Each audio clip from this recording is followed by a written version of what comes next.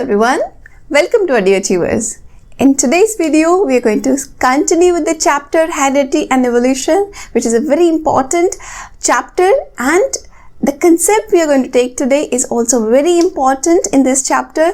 And what is the topic? Topic, as you can see, is Mendel's laws of inheritance. That means what was the Mendel's contribution? Mendel ने क्या-क्या study किया था, and what was the conclusion he reached, and what were the outcomes of that work which he did, that we are going to study today. Okay, and before that, the positive thought. It says that strong reasons make strong actions. That means if you want to take some strong actions, you have to have strong reasons behind it. Okay, remember, in life, don't do anything which the people want you to do and that's why you are doing it. Okay, always have your own reasons of doing something, and if you have your own reasons, you will feel motivated enough to do that task. Fine, so find out that strong reason that why you're doing some particular action. Fine. Moving on further, as we always say, we human beings are very selfish ones. Okay, so let's understand ourselves first, and once you understand that how the different traits get inherited in our bodies, or how do we get the traits from our parents and our parents have got from their parents, we will be able to understand more easily the traits which get transferred in the pea and the experiments which the Mendel conducted. Fine. Let's understand what happens in human beings. As we have discussed in the previous videos, that we are the offsprings produced. And what are the term offspring we use? That is for the method for the sexual reproduction method in which is operated in whichever organisms. As you're aware, in our bodies, we are aware that we get 23 chromosomes from mother and we get 23 chromosomes from father. Whenever any human being is born, like before we are born, we were zygote ones, and what the zygote is formed from?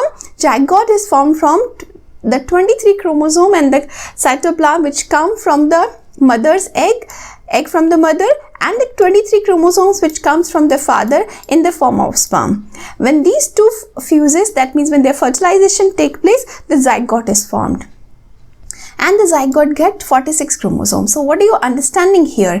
That in sexual reproduction, half of the hereditary material is coming from the one father and half of the genetic material is coming from the mother. And that's how the individual gets the 46 chromosomes. Okay? And this zygote, by its repeated cell divisions only, it develops into a new individual. कि हमारा development कैसे हुआ था? Zygote थे हम, कभी एक दिन एक cell थे, and by the repeated divisions in our that zygote, we were formed and we were born as a baby, and then again our growth and development continued and we are what we are today. Fine.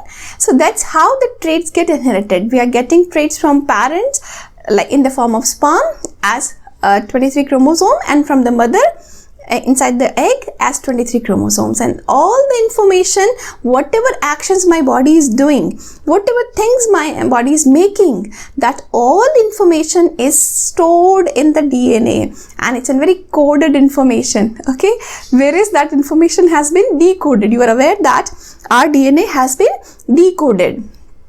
And now we are aware that in which part of my DNA or my chromosome where the gene which controls insulin production is there, the part of DNA or a gene, which of DNA is a part of that DNA is having the gene which controls my hemoglobin formation, or let it be any activity.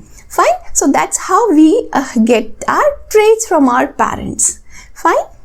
Now moving further. Now, what was the experiments Mendel conducted? कि Mendel ने क्या experiment conduct किए और वो क्या थे?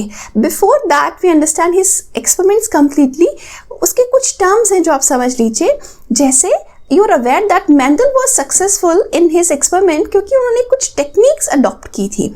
For example, उन्होंने एक या दो characteristics को लेके study किया.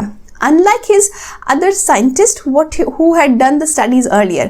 और other scientists ने क्या किया था, उन्होंने बहुत सारे characteristics को एक साथ स्टडी करने की कोशिश की और जिसमें सारा डेटा जो था they could not handle it very properly. Fine.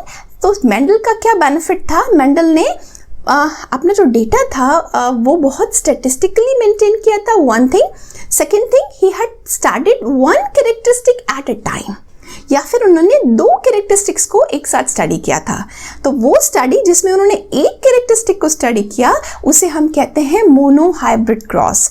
When we are doing study of a one characteristic at a time. Fine. Then second one is when we are studying the inheritance of two pairs of contrasting traits, then that study is called dihybrid cross. Contrasting traits जैसे tall and dwarf को हमने study किया. Then we can study the seed coat, round and wrinkled. तो ये बहुत different characteristics थे जो visible भी बहुत clear थे और इसको हम easily observe कर सकते थे. तो ऐसे characteristics को उन्होंने स्टडी किया. So that was a dihybrid cross in which he studied two characteristics. Fine. Third आता है factors. जो मेंडल थे उस टाइम तक DNA एंड जीन ये वर्ड्स नहीं हुए थे, means they were not in use. तो उन्होंने जीन के लिए क्या वर्ड यूज किया, फैक्टर. ही सेड कि ये जो कैरेक्टरिस्टिक्स है ये कंट्रोल होते हैं एक एक फैक्टर से. तो उनका मतलब जो फैक्टर वर्ड का था दैट ही means the gene. Okay. Second कि उन्होंने कहा एलील, एक एलील वर्ड यूज किया. एलील के अंदर क्या है, एलील क्या है, these are the alternative forms of gene. इसमें क्या है, जैसे एक जीन है which makes a plant tall, another gene which makes a plant dwarf. Okay. So ये क्या हुआ, एक ही कैरेक्टरिस्टिक को कंट्रोल करने वाली दो जीन्स हुई, तो ये कहलाती है एलील. फाइन. एंड नेक्स्ट आता है फिनोटाइप. फिनोटाइप का मतलब क्या होता है, विजिबली जो कैरेक्टर्स विजिबल होते हैं उसको बोलते हैं फिनोटाइप. कि for example we are going to study it later that what is phenotype, but just अभी इतना याद रखिए कि जो विजिबल कैरेक्टरिस्टिक्स थे, मॉर्फोलॉजिकल अपीयरेंस. मॉर्फोलॉजिक का मतलब ही होता है एक्सटर्नल अपीयरेंस. ओके, कि दिखता कैसा है बाहर से, that is morphology. And genotype मतलब उसका जेनेटिक मेकअप क्या है वो हो जाता है जीनोटाइप. तो ये कुछ टर्म्स थे जो मेंडल ने यूज किए. Okay, now let's understand that what were the experiments conducted by Mendel and how he studied those characteristics. So you are aware that Mendel had conducted the experiments on the pea plant. Fine. And he used some of the techniques like he used the emasculation technique and the bagging technique. Emasculation में उन्होंने क्या किया कि जो plant था उसके young स्टेमन को ही उन्होंने रिमूव कर दिया ताकि सेल्फ पॉलिनेशन ना हो सके. सेकेंड, उन्होंने बैगिंग वर्ड यूज किया कि मतलब उसको फ्लावर को कवर करके बैग पहना दिया, या बैगिंग टेक्निक उसको कहते हैं. उसमें क्या उनको पर्पस क्या था बैगिंग को यूज करने का, कि अनडिजायर्ड क्रॉस पॉलिनेशन ना हो जाए. तो डिजायर्ड पॉलिनेशन क्रिएट करने के लिए उन्होंने बैगिंग यूज किया. सो ये जो दो टेक्निक थी, it was they were also responsible for कि मेंडल सक्सेसफुली अपने एक्सपेरिमेंट्स कंडक्ट कर पाए. फाइन. आपको पता है that this pea plant is a bisexual flower. That means एक ही फ्लावर के अंदर stamen that is anther and third हमारा सेकेंड हमारा ओवरी, स्टिग्मा एंड स्टाइल भी प्रेजेंट होता है. Bisexual means the male and female part both are present in the same flower. Fine. तो इसमें क्या होता है, self pollination, natural self pollination होता है. अगर इसको प्रिवेंट करना है तो उसके लिए कुछ टेक्निक्स अडॉप्ट करनी थी जो मेंडल ने की. फाइन. बट मेंडल ने, लेट्स स्टडी फर्स्ट कि मेंडल ने मोनोहाइब्रिड क्रॉस के अंदर क्या स्टडी किया. अगर हम बात करें, उन्होंने बहुत कॉन्ट्रास्टिंग कैरेक्टरिस्टिक्स लिए, बहुत अलग दिखने वाले कैरेक्टरिस्टिक्स, ताकि उनको इजीली ऑब्जर्व किया जा सके. जैसे उन्होंने लिया एक टॉल प्लांट और दूसरे लिया ड्वार्फ प्लांट. फाइन. अगर इनके बीच में उन्होंने क्रॉस करवाया, क्रॉस से मतलब क्या है, क्रॉस पॉलिनेशन. फाइन. तो उन्होंने देखा कि जो जनरेशन उनको मिली है उसमें सारे प्लांट्स टॉल हैं.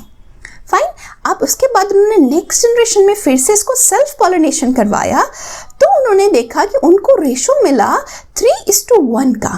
ध्यान रखिएगा, ये नंबर नहीं है, इट इज़ अ रेशो. जितने भी प्लांट उन्होंने ग्रो किए उसमें से 3:1 रेशो उनको ऑब्टेन हुआ. 3 रेशो में टॉल प्लांट थे, 1 रेशो था ड्वार्फ प्लांट का. फाइन। अब फिर से इन्होंने नेक्स्ट ये जो जनरेशन ऑब्टेन हुआ इसको बोलते थे F1 generation, first generation. F2 generation में इन्होंने क्या देखा कि अगर ये जो 3 टॉल प्लांट थे इनको भी फिर से सेल्फिंग करवाया जाए तो कैसे मिलेगा।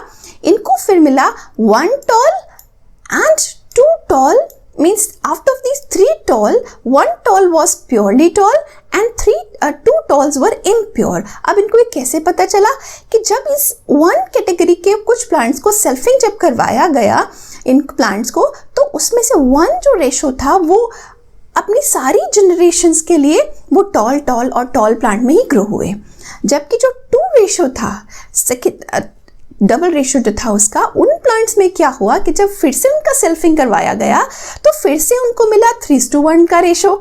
फाइन। तो उन्होंने क्या समझ आया उनको कि ये जो टॉल है they are not purely tall, कि इनमें जो जीन्स प्रेजेंट है वो प्योर टॉल वाली जीन्स नहीं है।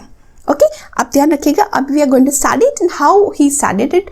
उन्होंने कैसे कैरेक्टरिस्टिक को स्टडी किया होगा, will study it further.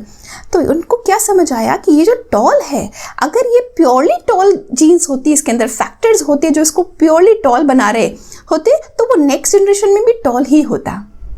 But अगर वो टॉल में कन्वर्ट नहीं हो रहे, that means they are impure. And वो जो नेक्स्ट रेशो उनको F3 जनरेशन में मिला वो 3:1 का रेशो था। और ये जो हमें यहाँ पर 1 ड्वार्फ मिले थे, इनका आपने सेल्फिंग करवाया तो भी ये ड्वार्फ में ही कन्वर्ट हुए, क्योंकि इनके पास जो फैक्टर्स, जो जीन इसमें प्रेजेंट थे वो ड्वार्फ के ही थे। Okay, let's understand in more detail here कि ये जो एक चेकर बोर्ड मेथड था जो कि दूसरे साइंटिस्ट ने डेवलप किया, चेकर बोर्ड मेथड से हम देखें तो हमने यहाँ पर लिया है ये TT जो कि टॉल प्लांट का कैरेक्टरिस्टिक है। अगर हम टॉल के जीन्स को हम काउंट करके चलें, ये हमारा टॉल प्लांट है।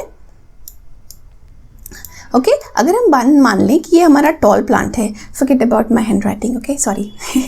Okay, now moving further, this is the TT if we consider it as the gene for the tall plant, okay, and this small t that is as a dwarf plant. Fine. तो इन्होंने क्या देखा कि जब इनका cross होता है तो हमें ऑब्टेन होता है इसका एक मिक्सचर, क्योंकि half of the characteristics will be coming from this one, half of will be coming from this side. So इसका क्या हुआ है, इसमें दोनों कैरेक्टरिस्टिक है, T और T दोनों प्रेजेंट हैं। फाइन।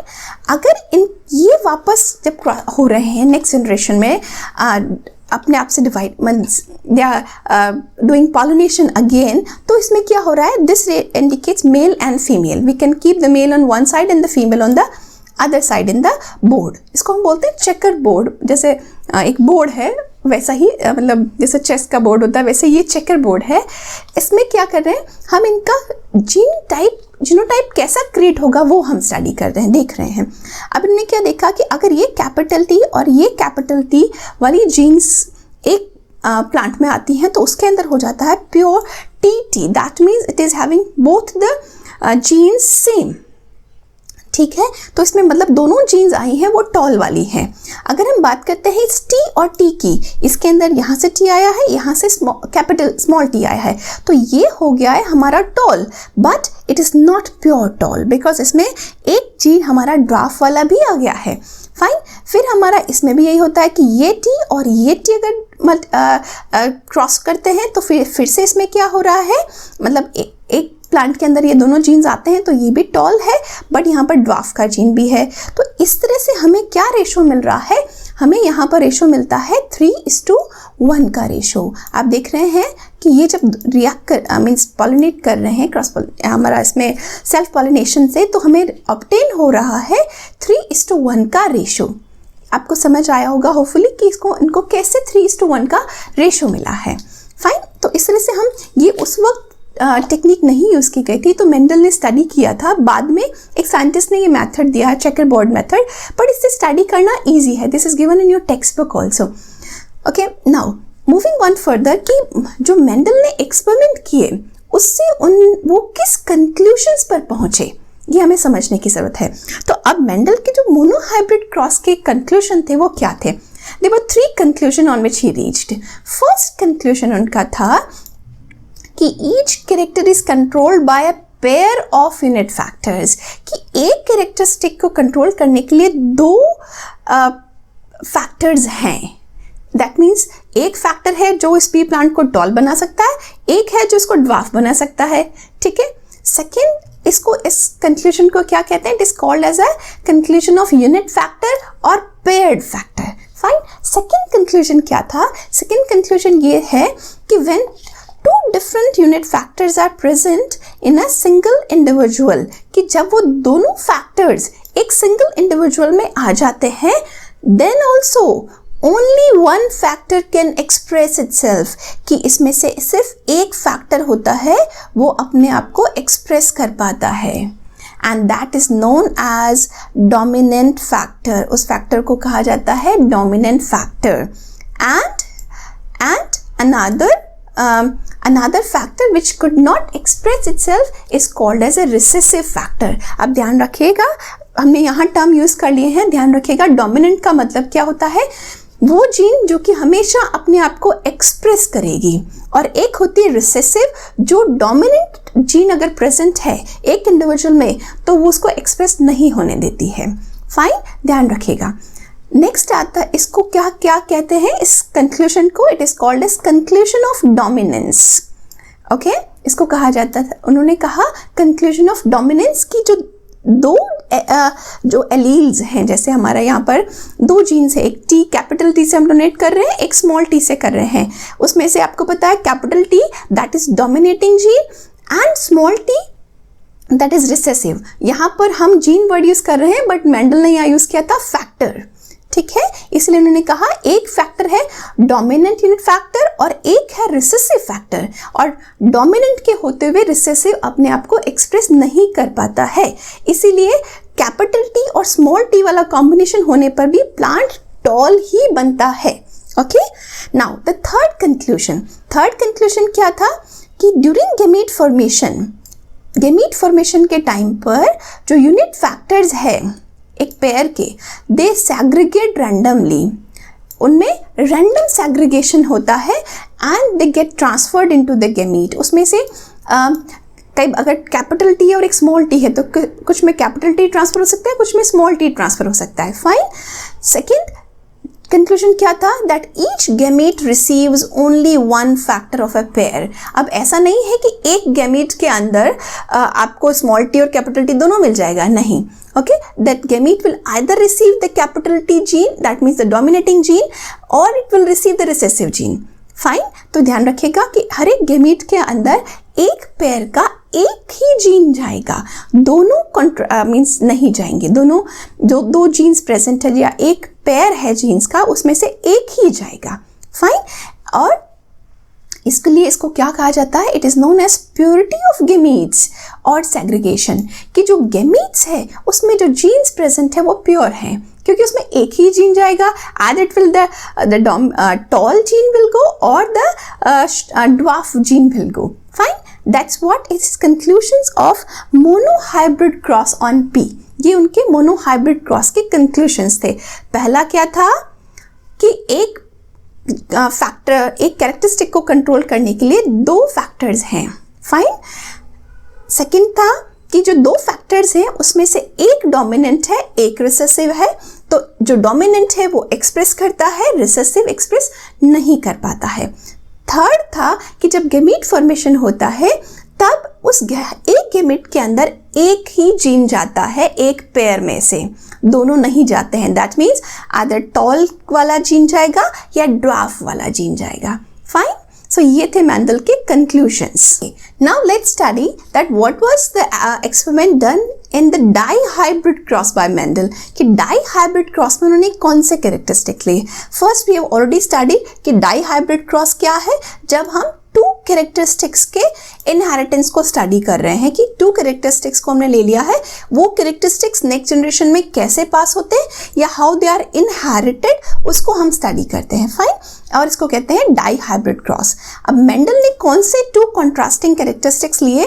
फर्स्ट उन्होंने लिया कलर ऑफ कॉटिलिडन्स। ओके, कि जो सीड्स थी उसमें जो कॉटिलिडन्स होते हैं उनका कलर क्या होता है, आइदर इट इज येलो और इज इट ग्रीन। फाइन। या फिर उन्होंने सेकेंड कैरेक्टरिस्टिक लिया seed form, either the seed is round और इट इज रिंकल्ड।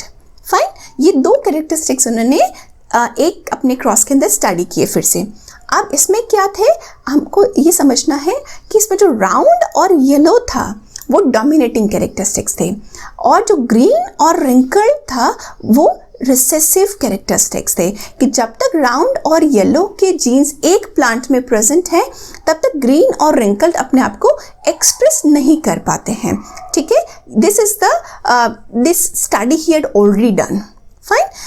अब इसमें क्या था कि because round and yellow are the dominating characteristic, तो F1 जनरेशन के सारे प्लांट्स में येलो एंड राउंड भी थे, ऑब्जर्व किए गए।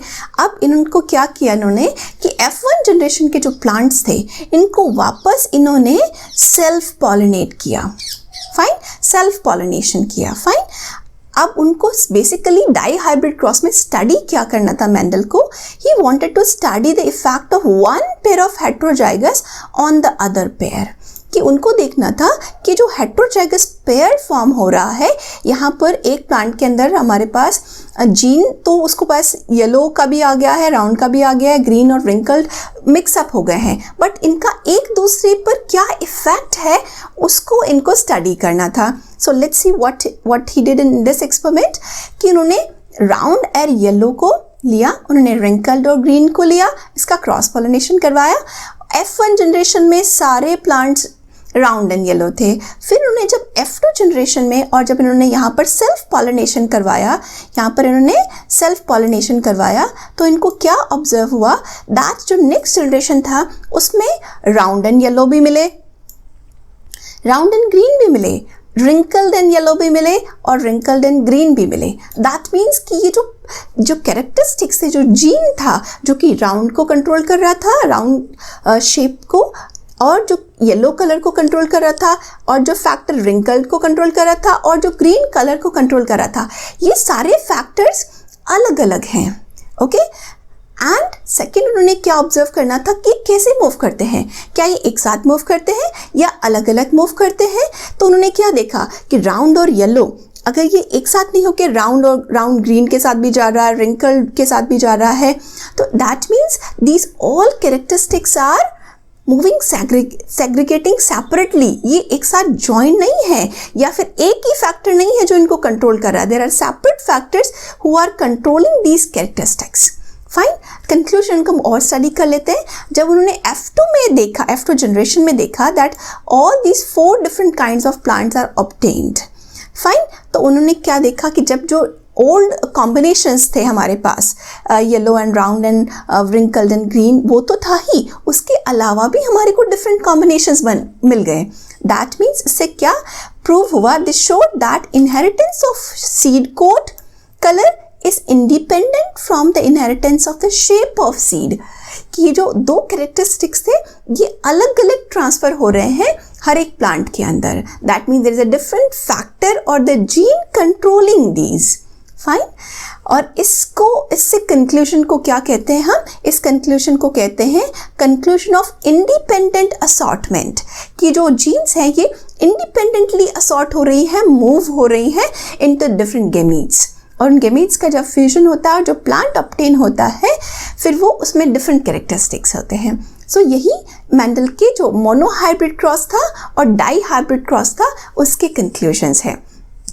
If you have any doubt left in the Mendel's studies or in the laws which were given, which were not called laws at the time, but now we call them as a law of dominance and law of independent assortment and all that, he basically reached to these conclusions. Fine.